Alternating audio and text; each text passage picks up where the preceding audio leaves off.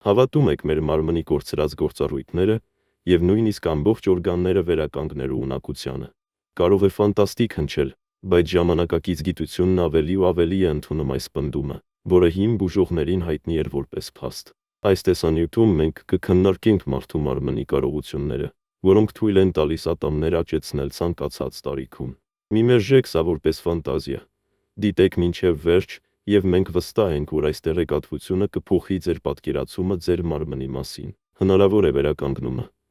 Գիտականորեն ապացուցված փաստ է, որ մեր մարմնի որոշ օրգաններ կարող են վերականգնվել ծանր վարակիչ և մեխանիկական վնասվածքներից։ Այս հարցում ռեկորդակիր է լյարդը։ Այն կարող է գրեթե ամբողջությամբ վերականգնել իր գործառույթը։ Փայծաղն ունի գրեթե նույնքան զարմանալի ունակություններ, բայց ամենաանհավանականը թվում է այն, որ եղել են դեպքեր, երբ մարդիկ վերականգնել են կտրված մատների ոսկորները։ Այնուամենայնիվ, երբ խոսքը վերաբերում է ատամներին,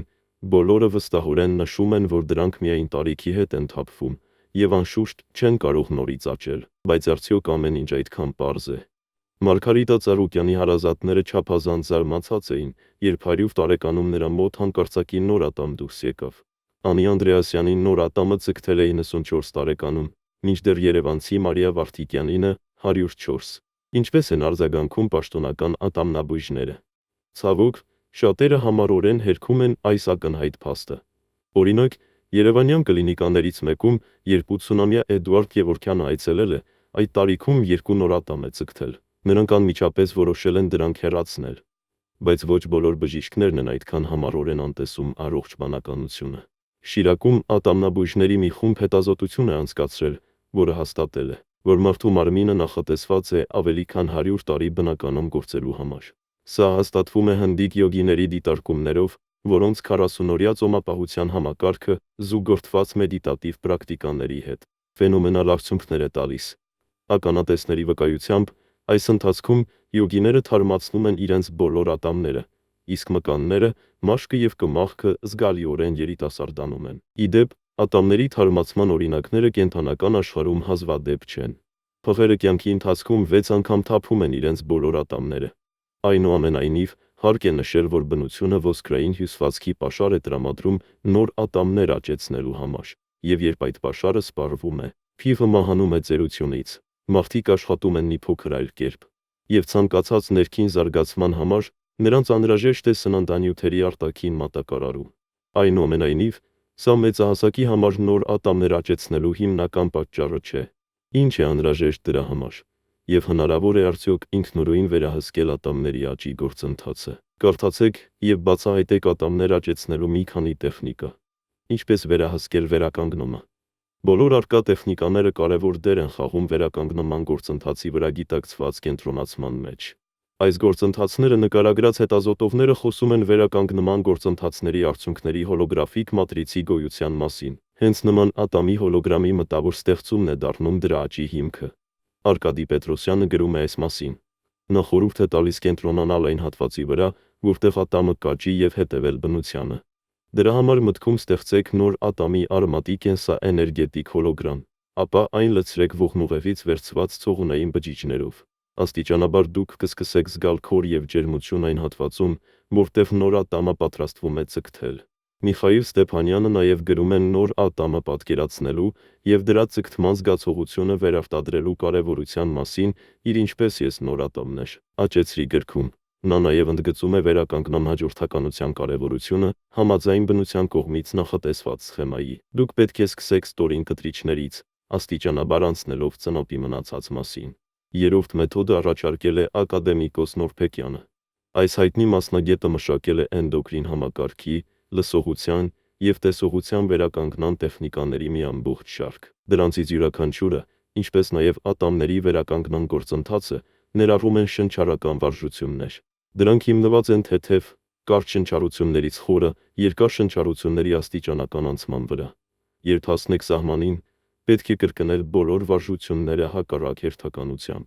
Այս վարժությունը թույլ է տալիս կենտրոնանալ մարմնի ներքին գործընթացների վրա և սկսել գիտակցաբար վերահսկել դրանք։ Այն ավարտելուց հետո բժիշկ Նորբեկյանը խորհուրդ է տալիս կենտրոնանալ ծնոտի այն կետի վրա, որտեղ պետք է դուրս գա նոր ատամը։ Լավագույնն է դա անել քնելուց առաջ, պատկերացնելով, թե ինչպես են բջիջները միանում, եւ ոսկրագոյացում տեղի ունենան։ Նման վարժություններից 2 շաբաթ անց դուք կզգաք ծակծկոցի զգացողություն ապագա ատամի ձգտման տեղում։ Սա նշան է, որ ամեն ինչ լավ է ընթանում։ 4-րդ մեթոդը առաջարկել է Սերգեյ Վերետենյանը։ Նա նշում է, որ ատամների վերականգնումը պետք է տեղի ունենա նույն հաջորդականությամբ, ինչ նորածինների ատամները։ Այս գործընթացը ակտիվացնելու վարժությունները պետք է նվիրվեն օրական առնվազն 30 րոպե։ Նախ, պատկերացրեք, որ սերմերը ծլում են, հսկայական ուժով մղելով ծիլը երկրի միջով։ Ատամը աճում է լնդերի բերի հողում։ Դրա համար անհրաժեշտ է մտքում առաջացնել քոր, ջերմություն եւ փափուկ հյուսվածքների այտուց։ Սա պետք է տևի առնվազն 10 րոպե։ Նույնքան ժամանակ պատկերացրեք ստորին կտրիչները ձգտելիս, իսկ մնացած 10 րոպեն անցկացրեք կենտրոնանալով հոնքերի միջև ընկած հատվածի վրա, որտեղ գտնվում է այսպես կոչված երրորդ աչքը։ Լուր կրկնեք հետևյալ արտահայտությունը. Իմ նոր ատամները աճում են, դրանք ամուր եւ առողջ են։ 5-րդ մեթոդը մշակվել է բժիշկ Շիչկոյի կողմից։ Նրա տեսությունը հիմնված էր այն գաղափարի վրա, որ մեր մարմնում շատ գործընթացներ կախված են դրանց հնարավորության վերաբերյալ մեր նախնական համոզմունքներից։ Այսինքն, եթե մենք հավատում ենք, որ ատամները չեն կարող աճել, ապա դրանք չեն աճի։ Բայց Գենադի Շիչկոն հասկացավ, որ նման համոզմունքները կարող են շտկվել քնի մեջ։ Եվ այդ ժամանակ սկսվում է վերականգնումը։ Նոր գործնական խորհուրդներ եւ մոտիվացիա։ Այս մեթոդները փորձելուց առաջ կարևոր է հիշել. բերանի խոռոչի առողջությունը հաջողության հիմքն է։ Պահպանեք առողջ սննդակարգ, որը հարուստ է D, քերքու վիտամիններով եւ կալցիումով, եւ մի մոռացեք կանոնավոր հիգիենայի մասին։ Մեդիտացիայի եւ նախկինում քննարկված շնչառական տեխնիկաների կիրառումը ոչ միայն նպաստում է ատամների վերականգնմանը,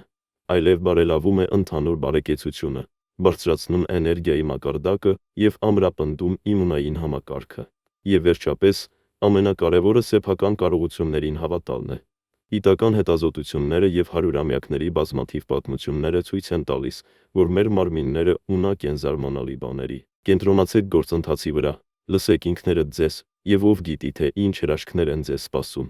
Հիմնական գիտությունը նույնպես ավելի ու ավելի է ուսումնասիրում աճող ատամների թեման։ Օրինակ, Տեխասցի գիտնականների մի խումբ դոկտոր Մակդուգալի գլխավորությամբ սովորել է մանիպուլյացիաներ անել դենտինի սինթեզի համար պատասխանատու գենի հետ։ Արդյունքում գիտնականները փորձանոթում նոր ատամ աճեցրին։ Դոկտոր Փոլ Շարփը աշխատում է լնդերի հյուսվածքի որոշակի հատվածից հանված ատամի կրկնօրինակի ստեղծման վրա։ Դրա համար նրա մասնագետների թիմը ցածր հզորության լազերային ճառագայթով խթանում է ցողունային բջիջները։ Այս բջիջները պետք է դառնան ապագա ատամ ստեղծելու հիմքը։ Ինչ կարծիքի եք այս տեսությունների մասին։ Փորձել եք թվարկված մեթոդներից որևէ մեկը։ Կիսվեք ձեր արդյունքներով մեկնաբանություններում։ Երբևէ մտածել եք, թե որքան զարմանալի եւ հզոր է մեր մարմինը։ Ամեն օր մենք տեսնում ենք, թե ինչպես է այն պայքարում հիվանդությունների դեմ, վերականգնվում վնասվածքներից եւ զարմացնում գիտնականներին իր կարողություններով։